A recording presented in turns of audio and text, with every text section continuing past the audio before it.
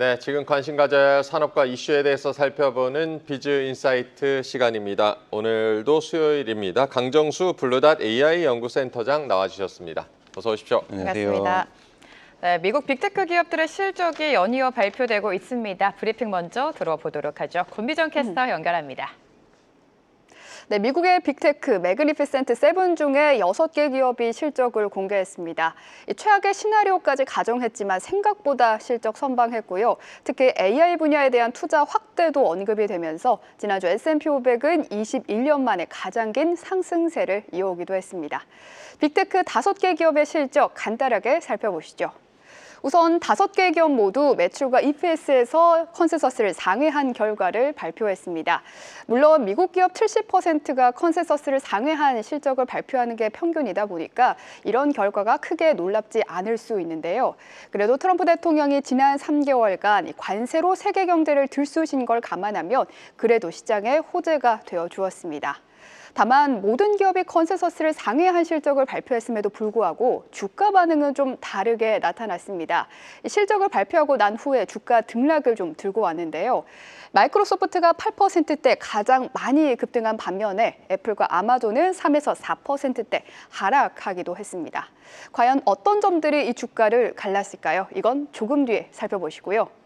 이번 실적 발표 때 또 중요한 부분이 바로 캐펙스, 올해 얼마나 자본 지출을 할 거냐, 투자를 할 거냐였죠. 2월에는 마이크로소프트가, 4월에는 아마존이 데이터 센터 투자를 축소한다는 보도가 나왔고 각 기업들은 긴 기간에 봐서는 변화가 없다, 일상적인 조정일 뿐이다라고 밝혔지만 그래도 그때마다 AI 관련주와 전력기기 섹터는 함께 흔들리는 모습이 나타났습니다. 여기에 관세로 인한 경제 불확실성까지 이번에 캐펙스 투자를 줄이지 않을까 많이 우려가 되는 상황이었는데요. 다행히 이번 1분기 자본 지출 마이크로소프트와 알파벳, 아마존, 메타 적게는 20%에서 많게는 거의 3배 가까이 전년비 자본 지출을 늘린 모습이 나타났고요. 그리고 지난 1월 실적 발표 때 마이크로소프트와 알파벳, 아마존이 이번 연간 캐펙스 투자를 좀 늘린 바가 있었는데요. 이번에 그때 늘린 캐펙스 감소 없이 그대로 집행한다 밝혔고요. 특히 메타 같은 경우는 캐펙스 투자를 기존 600억 달러에서 650억 달러 전망을 했었는데 이번에 심지어 좀 늘렸습니다. 640억 달러에서 720억 달러까지 투자 계획을 늘리겠다 말하면서 강세를 보였었죠. 그렇다면 각 기업별로 주가를 상승시키고 하락시킨 주요한 포인트들은 어떤 게 있었을까요? 간단하게 한번 살펴보겠습니다. 우선 주가가 하락한 기업들은 애플과 아마존인데요. 이 관세 영향을 직접적으로 받는 것이죠. 애플은 제조업체고 아마존은 중국에서 들여오는 소매품이 상당히 많은 기업인데요.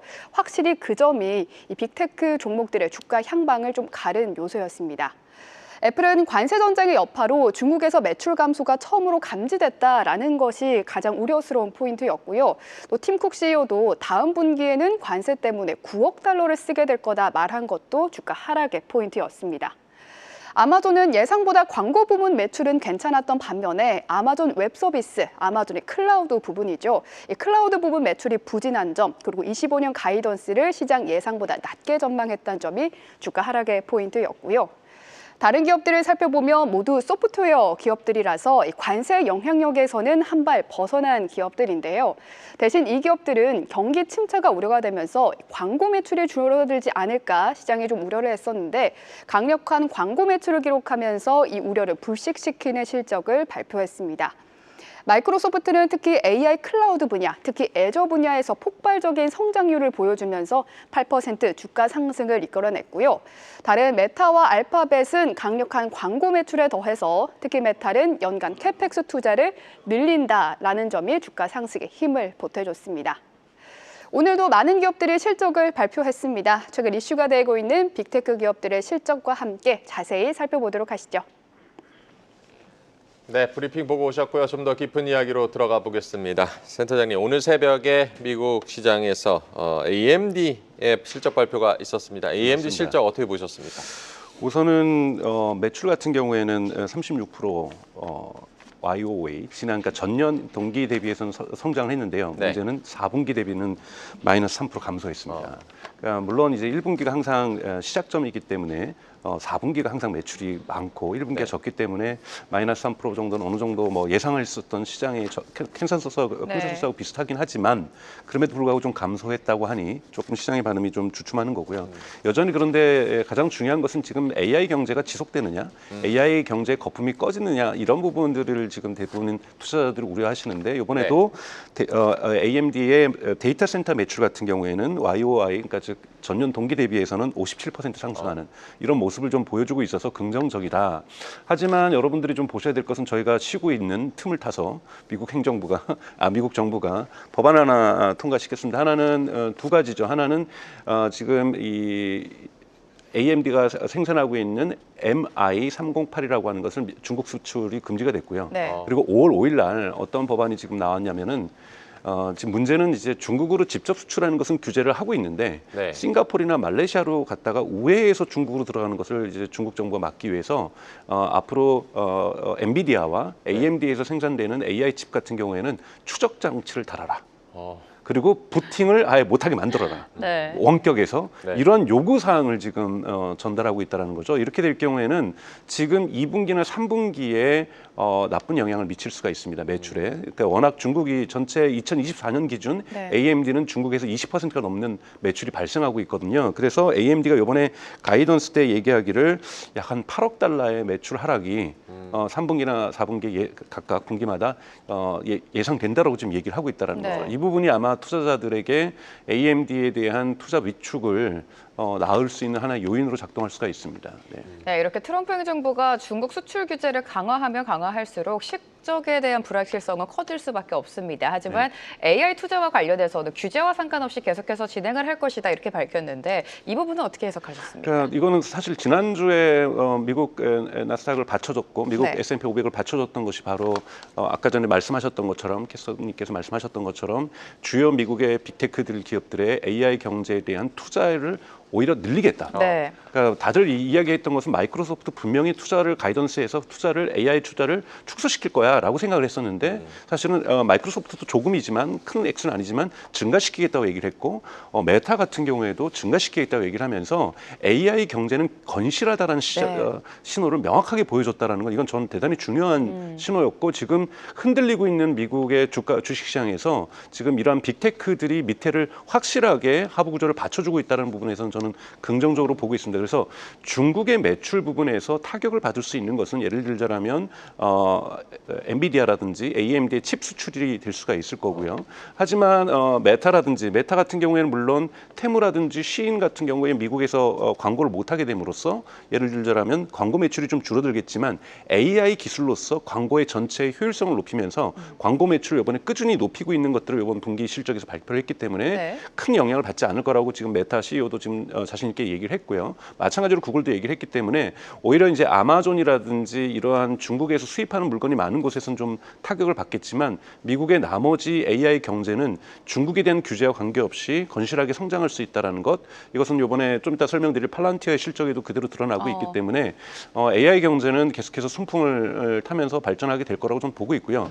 트럼프 대통령도 곧 발표를 하겠지만 어떻게 미국이 중국에서 AI 부분에서 앞서 나갈 것인가에 대한 분명하게 이 지능 정책을 발표할 거라는 거죠. 이것이 여러분들 지난 시간에 제가 말씀드렸던 것처럼 자율주행과 관련해서도 미국 교통부에서도 연방교통부에서도 중국의 자율주행과 경쟁하기 위해서 미국의 자율주행 규제를 완화하겠다고 얘기했던 것처럼 이것은 하나의 저는 전체 파켓의 하나의 상품 이 전체 포장품에서 하나의 영역밖에 불과하다고밖에 생각하지 않습니다. 네. 앞으로 더 많은 지능책들이 나올 거기 때문에 AI 경제는 중국에 대한 수출 규제가 있다 할지라도 저는 충분히 성장할 수 있는 여력들은 올해 있다라고 보고 있습니다. AI 경제는 충분히 성장을 지속할 것이다. 아까 뭐 잠깐 말씀해 주셨지만 팔란티어 연휴 사이에 실적이 나왔습니다. 네. 주가는 간밤에 또 급락하기도 했었는데 팔란티어 실적은 어떻게 보셨습니까? 팔란티어 실적은 이거보다 더 좋을 수는 없다 할 정도로 정말 너무나도 실적이 좋습니다. 여러분 그러니까 지난 동기 대비해서 매출이 39% 증가를 했고요. 네.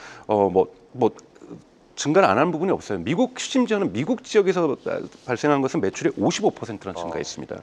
그래서 알렉스 카프가 뭐라 그랬냐면은 팔란티어 CEO죠. 네. 미국 비즈니스가 불타오고 있다. 어. 그러니까 아주 강조를 한 거죠. 왜냐하면 전체 매출이 39% 성장했는데 미국에서 발생한 매출은 55% 성장했으니 미국이 더 크게 성장을 했다라는 거죠. 그리고 여러분 팔란티어를 보실 때 이제 크게 우리가 이제 고객군을 볼 때는 정부 영역이 있고 민간 영역이 있잖아요. 네. 민간 영역을 보통 이제 고객 수가 어떻게 증가하는가를 봤을 때 전체 고객 수는 46%가 증가했습니다. 근데 미국에서만 65%가 증가했어요. 그러니까 정말 알렉스 카프의 말처럼 미국에서의 비즈니스가 불타오르고 있는 건 맞는데요. 이 너무나도 좋다 보니까 우려를 낳은 거죠. 아니 미국이 비정상적으로 잘 되고 있고 그러면 그것만큼 전체 매출 만약에 미국이 65% 성장했는데 다른 나라도 전체 매출이 60% 성장했다면 이해가 가는데 다른 데는 전체 매출은 확실하게 떨어지고 있잖아요. 네. 그리고 전체 상업 고객 숫자의 성장률도 45% 떨어지고 있다는 것은 유럽 지역과 아시아 지역의 성장률은 미국만큼 되지 않는다. 즉 불균형이 발생하고 있다는 부분들을 투자자들이 우려하고 있다는 건데요. 이 우려를 사람들은 이제 추론하는 거죠. 의심하는 거죠. 혹시 트럼프 때문에 트럼프하고 관세 전쟁 때문에 유럽 기업들이 무엇인가 미국의 AI 기업들을 좀 거부하는 것 아닐까. 아시아 일본 기업과 한국 기업들이 좀 적극적으로 미국 솔루션을 받아들이지 않는 미국 AI 서비스를 받아들이지 않는 이런 경향이 있는 것이 아닐까라는 의심은 분명하게 이번에 되게 뚜렷하게 나타났고 이것이 주가를 하락시켰던 원인 중에 작은 하나라고 볼 수가 있습니다. 네, 말씀해 주신 것처럼 팔란티어 같은 경우에는 미국 시장에서만 가파른 성장을 이어가고 있고 유럽이라든지 아시아 시장에서는 좀 부진한 점이 투자자분들의 투심을 살짝 위축시키고 있는 것 같습니다. 트럼프 행정부 출범 이후 가장 성공한 기업이다 이런 평가도 나오고 있는데 앞으로 팔란티어의 향후 성장성은 어디서 찾고 계십니까? 우선 여러분들 네. 이제 투자자들이라면 이제 이런 소프트웨어 기업을 보실 때는 룰 오브 40, 그러니까 룰 오브 40의 규칙이라는 것이 있습니다. 네. 매출 성장률하고 매출의 성장률하고 영업이익률 이걸 합쳐서 40%만 넘으면 이건 투자하기 좋은 기업입니다. 네. 그런데 여러분 지난 2024년 3분기 때 팔란티어가 이걸 60을 넘었습니다. 그리고 지난 4분기 때 81을 기록했어요. 그리고 올해 1분기 때 83을 기록합니다. 그러니까 40만 넘어도 좋은데 굉장하네요. 네. 83을 기록한다는 건요. 이거는 어마어마하게 매출 성장률과 영업이익률이 좋다는 겁니다. 그런데 그러니까 여러분 이거는 대단히 저는 매우 긍정적으로 보고 이런 기업은 보기 드문 기업이라고 좀 보고 있어요. 이러다 보니 PER이 650입니다. 여러분 PER 650은요 역사적으로 제가 보기에는 두 번 있었어요. 하나는 이 테슬라가 그랬고 하나는 엔비디아가 그랬죠. 그건 뭐냐면 지금의 매출 규모보다 매출 성장률이라든지 기대치가 너무 크다라는 거죠. 지금 여러분 한번 매출이 제가 39% 성장했다고 얘기를 했지만 네. 1분기 매출이 8억 달러가 조금 넘었어요. 9억 달러가 안 됐습니다. 가이던스도 이번에 수정을 했어요. 더 성장하겠다고. 그러면 가이던스까지 해가지고 이번에 나온 것이 뭐냐면 올해 매출이 40억 달러예요. 여러분 40억 달러면 예를 들면 세일즈포스의 45분의 1입니다. 매출의 양이.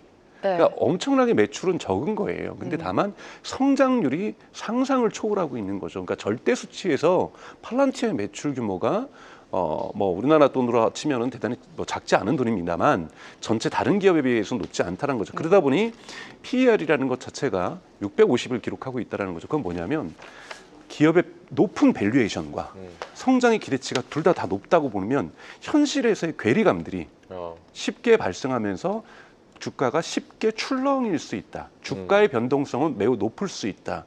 투자자들의 인내심이 심리에 따라서 주가가 많이 움직일 수 있다는 거죠. 그러니까 이번 주가가 하락한 거 어제 그렇게 1분기 실적이 좋았음에도 하락한 이후에는 많은 부분들이 차익 실현했다는 거죠. 네. 차익을요. 네. 그러니까 즉 이렇게 좋을 때 팔자.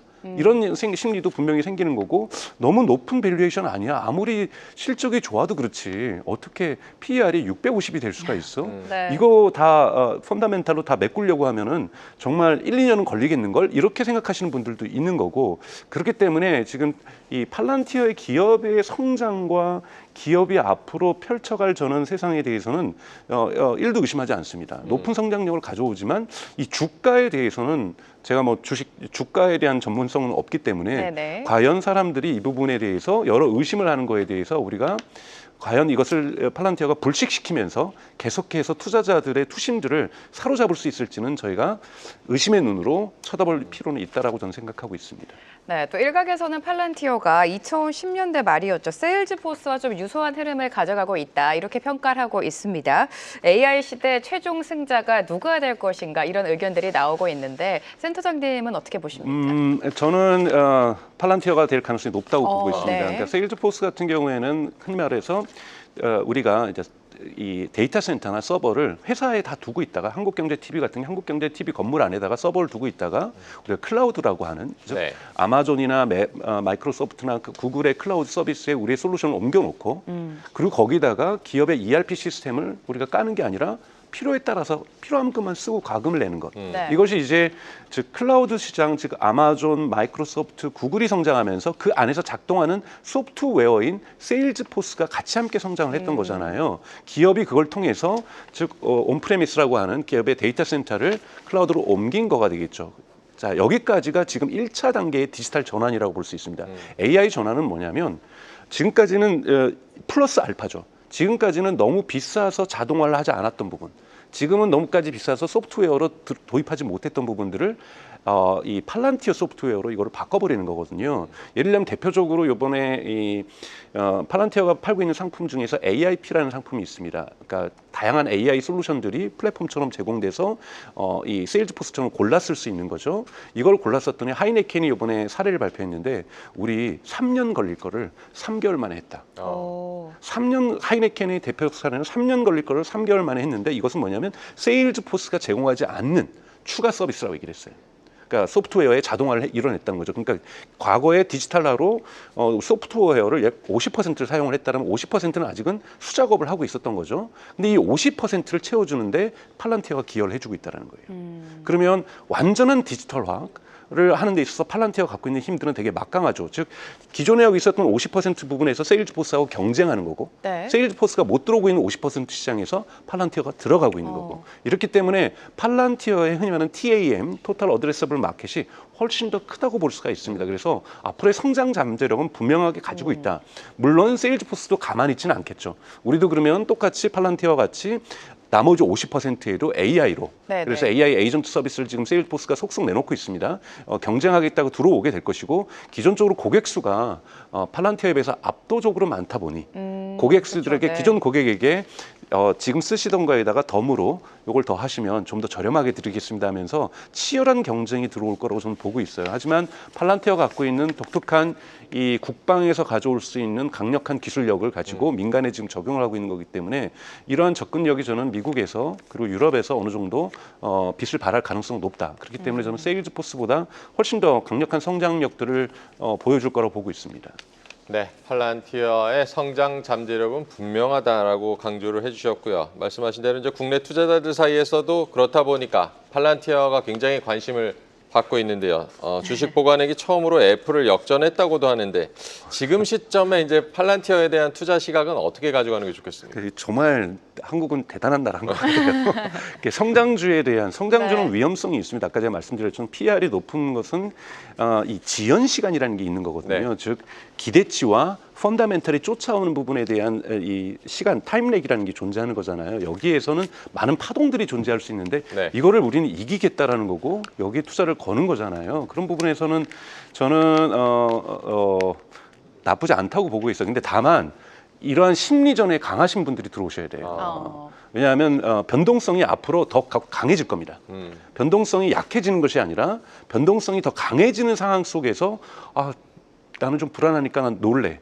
이런 분들에게는 손실을 가져다 줄 수도 있고요. 네. 또는 큰 이익을 보지 않고 빠지게 될 가능성이 있습니다. 그래서 팔란티어의 미래는 저 개인적으로는 의심하지 않지만 투자와 관련해서는 많은 심리적인 어떠한 어려운 상황들을 극복하실 수 있는 네. 분만이 팔란티어를 투자하실 수 있다는 부분에서 그 부분에 자신이 있거나 그러니까 길게 보시면서 투자하시는 분들은 팔란티어에 대한 투자를 저는 뭐 추천드릴 수 있지만 네. 그렇지 않을 경우에는 팔란티어 말고도 네네.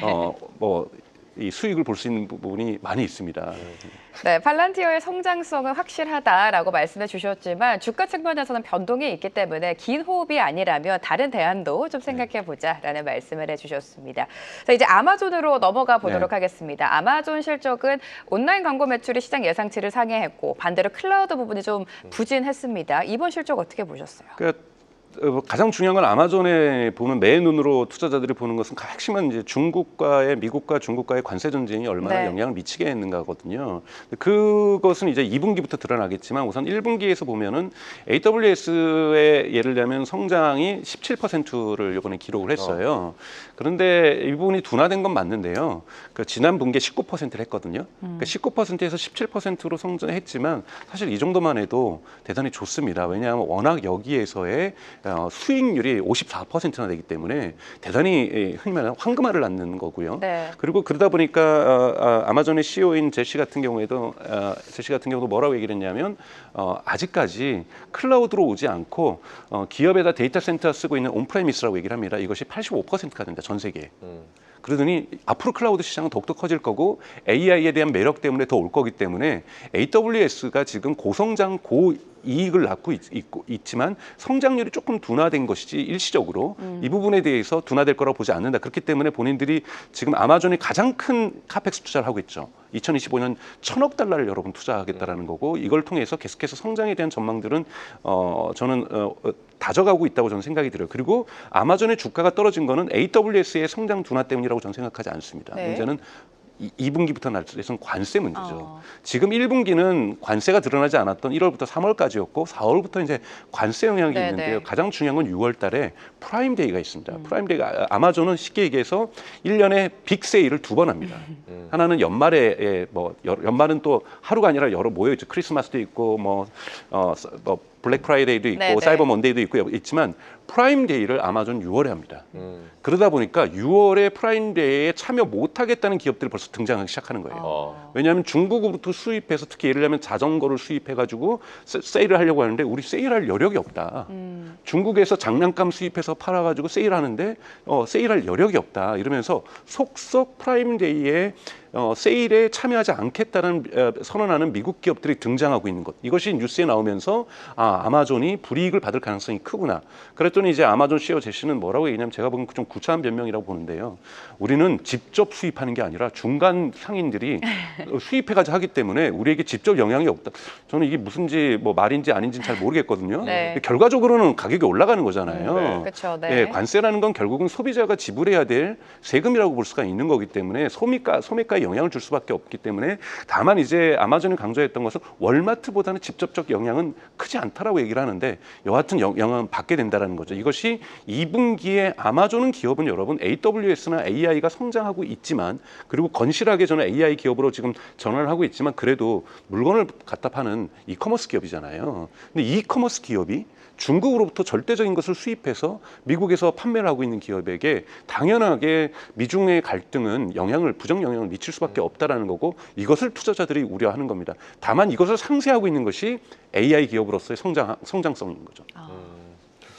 어쨌든 지금 관세 리스크가 이제 빅테크들을 짓누르고 있다고 봐야 되겠고 지금 관세 리스크는 어쨌든 당분간 지속이 될 텐데 우리가 이제 투자자분들은 어떤 빅테크에 좀 더 관심을 가져야 될까요? 우선은 관세 리스크로부터 조금은 자유로운 기업들을 더 보시는 게 좋죠. 예를 들면 마이크로소프트 같은 경우는 전혀 관세의 영향을 대중국 관세를 안 받고 있는 거고 이것이 사실 주가에 그대로 드러나고 있는 거고요. 메타는 조금 받습니다만 이번에 이제 저커버역이 우리는 그거를 상쇄시킨다고 얘기를 했어요. 예를 들면 여러분 테무, 쉬인 이런 제품들이 미국에서 엄청나게 광고를 하고 있는데 메타, 인스타그램에서 특히 페이스북에서 광고를 많이 하고 있는데 이 광고 매출이 지금 테무가 미국에서 판매를 거의 사실상 중단하고 있거든요. 쉬인도 그렇고요. 이러다 보니 왜냐하면 이제 $800 미만은 관세를 무관세를 했었는데 이 부분도 이제 관세를 지금 매기고 있기 때문에 직접적인 타격을 받고 있습니다. 그러다 보니까 매출에서의 어떠한 축소 효과가 좀 있는데 본인들은 AI로 광고의 효율성을 높여서 나머지 매출을 계속해서 증가시키고 있다. 그리고 이 중과세는 계속 이어질 거기 때문에 중국의 영향을 받지 않을 거라고 지금 주장하고 있는 게 메타이기 때문에 저는 대단히 두 기업은 건실하다고 저는 보고 있고요. 다만 애플은 지금 관세가 아니더라도 지금 중국에서의 아이폰 판매량이 줄어들고 있는 거예요. 네. 이것이 지금 애플에게 가장 큰 풀어야 될 숙제라고 볼 수가 있고, 그다음에 이것이 관세에서 예외 조항은 받을 수 있을 거예요. 그래서 미국에서 아이폰 판매가 좀 줄어들 거라고 보지는 않습니다만 미중 갈등이 불똥이 흔히 말하는 반 애플 정서로 중국에서 튈 가능성은 여전히 화약고로서 존재하고 있다. 이것이 지금 애플을 짓누르고 있는 거고, 또 하나는 애플은 약속했던 애플 인텔리전스를 아직까지 멋지게 못 내놓고 있다는 부분들이 애플의 약점이라고 볼 수 있다. 하지만 애플 같은 경우에 여러분 보셔야 될 것은 항상 여러분 애플은 바치고 가는 것. 왜냐하면 워낙 미국의 많은 연금들이 애플을 가지고 있기 때문에 네. 애플이 흔들린다는 것은 미국 경제가 흔들린다는 거기 때문에 애플은 여러분 포트폴리오에서 구성 요소로서는 그래도 가치가 있다라는 말씀을 좀 드리고 싶고, 아마존은 이번 관세 문제만 해결된다라면 전 계속해서 건실하게 성장할 기업이라고 봅니다. 그래서 사실 요즘 아마존에 대해서 매수하려는 분들이 많죠.